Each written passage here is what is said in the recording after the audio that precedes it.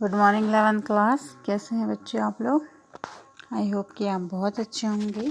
ठीक है, previous lecture में हमने देखा था कि आर.एच. व्हिटेकर ने, ठीक है, आर.एच. व्हिटेकर ने जो हमारा लिविंग वर्ड है उसको क्या करा था, 5 समूहों में बांटा था। ठीक है, फिर नीचे वाला जो प्रोकैरियोटा है इसको हमने क्या बोला था, मोनेरा बोला था। ठीक है, मोनेरा। दूसरा क्या हो गया, प्रोटिस्टा। तीसरा क्या हो गया, फंजाई। फिर क्या हो गया, प्लांटी। और फिर एनिमली। ठीक है, तो आर.एच. व्हिटेकर ने जीव जगत को 5 मुख्य भागों में बांटा है। ठीक है, कौन कौन सा, मोनेरा, प्रोटिस्टा, फंजाई, प्लांटी और एनिमली। ठीक है, तो प्रोकैरियोट्स क्या क्या हुए, प्रोकैरियोट्स में क्या आते हैं, सारे ही बैक्टीरिया आते हैं। ठीक है, तो बैक्टीरिया जो प्रोकैरियोट्स उसमें बैक्टीरिया आते हैं, यानी कि ये जो है पूरा मोनेरा में आएगा। और मोनेरा को हम क्या है, 2 भागों में बांट सकते हैं, तो बैक्टीरिया, दूसरा आर्के बैक्टीरिया। ठीक है, आर के जो बैक्टीरिया होते हैं वो क्या होते हैं, आधे बैक्टीरिया होते हैं, यानी कि किसी भी स्थिति में वो जीवित रह सकते हैं। ठीक है, पढ़ते इसके बारे में। ठीक, तो जो हमारे बैक्टीरिया होते हैं, यानी कि आज हम बात कर रहे हैं जगत मोनेरा की। ठीक है, जगत मोनेरा। ठीक है, जगत मोनेरा में क्या आते हैं, सारे ही बैक्टीरिया आते हैं। ठीक है, और सूक्ष्म जीवों में सर्वाधिक संख्या में होते हैं। सूक्ष्म जीव की अगर हम बात करें तो जगत क्या होगा, मोनेरा। अगर क्या है, मिट्टी में अगर हमने क्या कर लिया है, मुट्ठी भर मिट्टी पकड़ लिया तो उसमें कितने होंगे, करोड़ों क्या हो सकते हैं, बैक्टीरिया हो सकते हैं। ठीक है, और ये बैक्टीरिया कहाँ कहाँ पाए जाते हैं, गर्म जगहों पे पाए जा सकते हैं, ठंडे जगहों पे पाए जा सकते हैं, झरनों में पाए जा सकते हैं, यानी कि सभी जगह, ऐसी कोई भी जगह नहीं है जहाँ पर कि जो बैक्टीरिया हैं वो ना पाए जाएं। ठीक है, तो बैक्टीरिया क्या है, बहुत अलग अलग जगहों पर, ठीक है, विषम परिस्थितियों में भी कह सकते हैं कि विषम परिस्थितियों में ये क्या हो सकते हैं, जीवित रह सकते हैं। ठीक है, ये गहरे समुद्र में, झरनों में, बर्फ़ में, मरुस्थल में, सब जगह पाए जाते हैं। ठीक है, अब क्या हो रहा है कि पोषण के आधार पर अगर हम देखें तो क्या होगा, पोषण के आधार पर हम इनको देखेंगे तो क्या हो सकते हैं, परजीवी हो सकते हैं। ठीक है, दूसरा क्या हो सकते हैं, सहजीवी हो सकते हैं।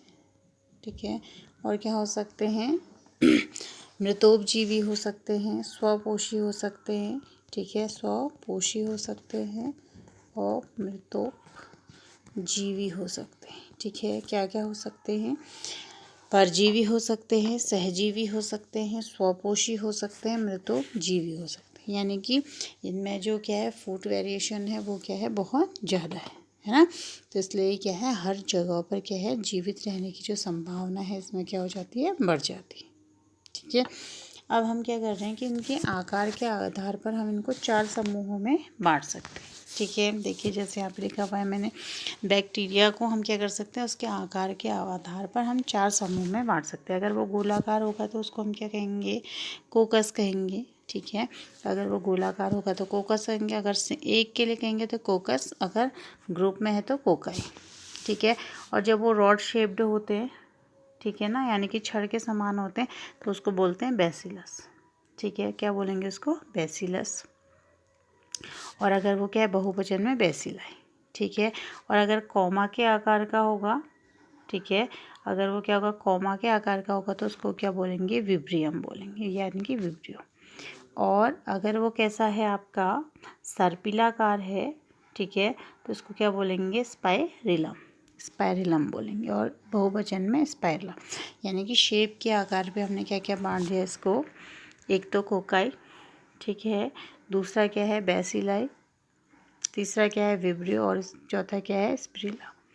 ठीक है, तो ये क्या हो गया आपका कि किसी भी बैक्टीरिया को उसके आकार के आधार पर हम क्या कर सकते हैं, 4 समूहों में बांट सकते हैं। गोलाकार के आधार पर, रॉड समान या छड़ के आधार पर, कॉमा के आधार पर, और सर्पिलाकार के आधार पर। ठीक है, अब हम बात करते हैं,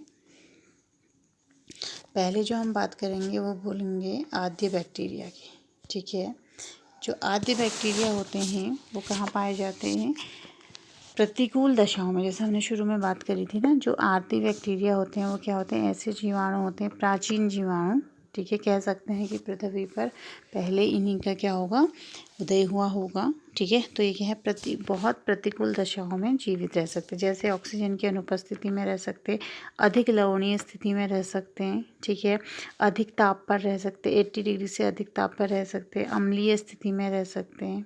ठीक है, ये विशिष्ट प्रकार के बैक्टीरिया होते हैं। ठीक है, यानी कि कितना ही कठिन वास स्थान हो जाए वहाँ पर ये रह सकते हैं। ठीक है, जैसे लवणीय क्षेत्र में रहने वाले बैक्टीरिया को हेलोफी कहते हैं। ठीक है, लवणीय क्षेत्र में रहने वाले बैक्टीरिया को कहते हैं हेलोफी। ये देखिए चित्र में है जो हेलोफी है। ठीक है, क्या कह रहा है, आई एम इन साल्ट, यानी कि ये लवणीय क्षेत्र में भी क्या कर सकता है, सर्वाइव कर सकता है। ठीक है, तो आजकल इसका जो यूज होता है वो क्या होता है, एक तो पेट्रोलियम के प्यूरिफिकेशन में होता है, कॉस्मेटिक्स में इसका यूज़ किया जाता है, फूड पिगमेंटेशन यानी कि कलर में इसका यूज़ हो सकता है। ठीक है, और ट्रीटमेंट ऑफ वेस्ट वाटर में, यानी कि जो गंदा पानी है उसको साफ़ करने में भी इसका उपयोग हो सकता है। ठीक है, तो ये क्या हो गया आपका हेलोफी। ठीक है, तो हेलोफी जो बैक्टीरिया है वो कहाँ है, अत्यंत लवणीय क्षेत्रों में ये निवास यानी कि जीवित रह सकता है। ठीक है, आगे देखते हैं।